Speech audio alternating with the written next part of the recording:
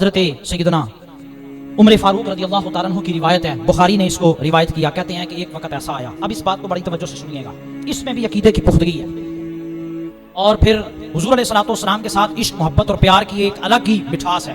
حضرت سیدنا عمر فاروق رضی اللہ تعالیٰ عنہ کہتے ہیں کہ ایک دفعہ ایسا مقام آ گیا کہ سارے صحابہ پریشان تھے، اور وہ موقع ایسا آیا کہ صلح حدیبیہ، حضور علیہ السلام نے فرمایا کہ احرام باندھ لے۔ 1400 صحابہ، 1500 کی بھی تعداد ہے اور اکثر جو روایت ہے وہ 1400 صحابہ کی ہے۔ 1400 صحابہ، حضور نے فرمایا احرام باندھ لو۔ احرام میقات مدینہ سے احرام باندھا، تلبیہ پڑھی، ٹھیک ہے جی، وہاں سے پڑھ کے جب حدیبیہ کے مقام پہ پہنچے تو کفار مشرکین نے کہا نہیں بھائی، حضرت سیدنا عروہ بن مسعود کو بھیجا اور کہا کہ جی جائیں اور جا کر منع کر دیں کہ اس دفعہ ہم آپ کو عمرہ نہیں کرنے دیں گے، اور شرائط طے ہونا شروع ہو گئی۔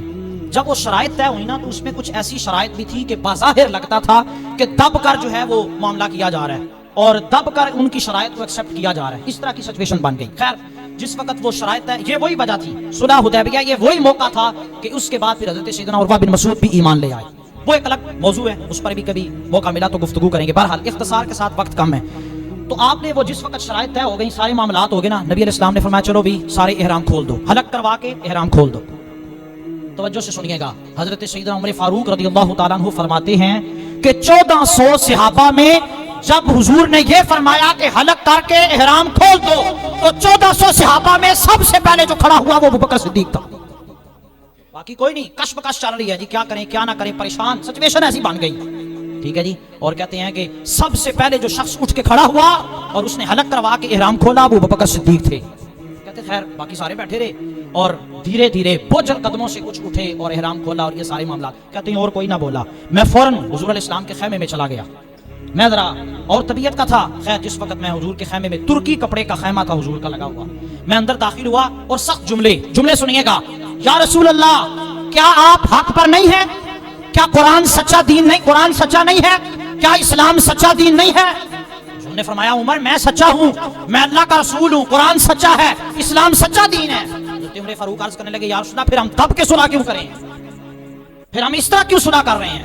الفاظ سنیے گا، حضور علیہ السلام نے ارشاد فرمایا عمر میں اللہ کا رسول ہوں اور میں وہی کرتا ہوں جس کا اللہ مجھے حکم دیتا ہے، ان ہوا الا وحی یوحی۔ پھر وہی بات ہو رہی، یا رسول اللہ آپ نے نہیں فرمایا تھا کہ عمرہ کر کے جائیں گے؟ حضور علیہ السلام نے فرمایا میں نے کہا تھا عمرہ کر کے جائیں گے، لیکن یہ تو نہیں کہا تھا نا کہ اسی سال کر کے جائیں گے۔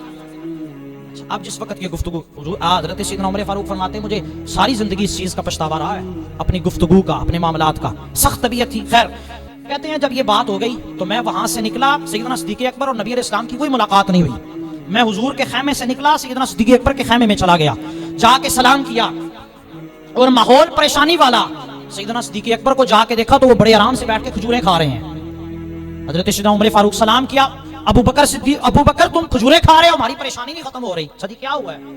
وہ جی ہم نے تو عمرہ کرنا تھا تو ہم نے تو عمرہ ہی نہیں کیا، ہم تو ویسے ہی واپس جا رہے ہیں۔ جب یہ بات ہوئی اور پھر وہی سوال کیا کیا ہم حق پر نہیں ہیں، اسلام حق پر نہیں؟ جواب دیا حضرت سیدنا صدیق اکبر نے، فرمایا عمر تیری ماں تجھے روئے، وہ اللہ کے رسول ہیں، جو فیصلہ انہوں نے کر دیا بالکل وہی ٹھیک ہے، کوئی کسی قسم کا رد و بدل نہیں، کوئی کسی قسم کا معاملہ نہیں۔ اور پھر الفاظ وہی منو ان وہی بات جو حضور نے کی، کہا کہ ہم نے عمرہ نہیں کرنا تھا، رسول اللہ صلی اللہ علیہ وسلم نے فرمایا تھا کہ عمرہ کر کے جانا ہے، تو سیدنا صدیق اکبر فرمانے لگے عمر عمرہ کرنے کا کہا تھا لیکن یہ نہیں کہا تھا کہ اسی سال کرنا ہے، بالکل وہی بات جو نبی علیہ السلام نے فرمائی تھی۔ تو اب انداز دیکھیں آپ کہ جس وقت یہ معاملہ ہو گیا تو حضرت سیدنا عمر فاروق رضی اللہ تعالیٰ عنہ نے فرمایا کہ اگر یہ بات ہے تو پھر ٹھیک ہے، مجھے بھی کوئی اعتراض نہیں۔ وضو کیا، غصہ جب ٹھنڈا ہو گیا نا تو آپ کہتے ہیں میں الگ بیٹھ گیا اور الگ بیٹھ کے میں نے یہ بات سوچی عمر تو صدیق اکبر سے عمل میں کیا آگے گزرے گا، تو ابھی تک ایمان سے ہی آگے نہیں گزرا۔ یہ سیدنا صدیق اکبر رضی اللہ تعالیٰ عنہ کا۔ اور وہاں اچھا یہ بات یاد رکھیں، عشق کے فیصلوں میں عقل نہیں دیکھی جاتی، اس بات کو اقبال نے اسی لیے کہا بے خطر کود پڑا آتش نمرود میں عشق، عقل تھی محو تماشائے لبے بام ابھی۔ اور کہتے ہیں پختہ ہوتی ہے اگر مصلحت اندیش ہو عقل، پھر سنیں، پختہ ہوتی ہے اگر مصلحت اندیش ہو عقل، اور عشق ہو مصلحت اندیش تو ہے خام ابھی کچا ہے۔ اگر وہ سوچنے لگ پڑے، اگر وہ کہے کہ اگر مگر معاملہ ہے تو پھر ابھی عشق کچا ہے، پھر تم اس معیار اور اس لیول تک نہیں پہنچے جس تک تمہیں پہنچنا چاہیے تھا۔